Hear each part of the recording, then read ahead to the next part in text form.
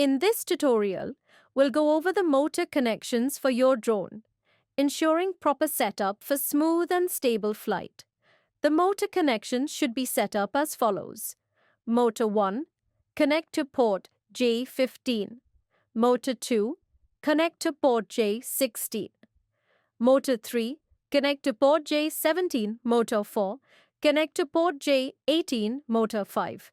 Connect to port J19. Motor 6.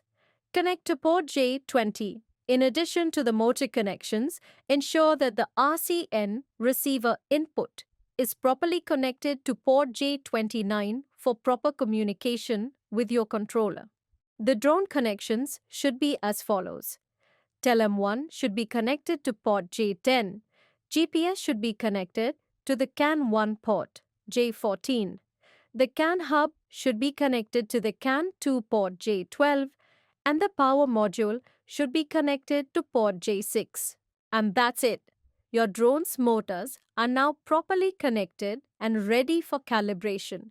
Make sure to double-check all connections before powering up.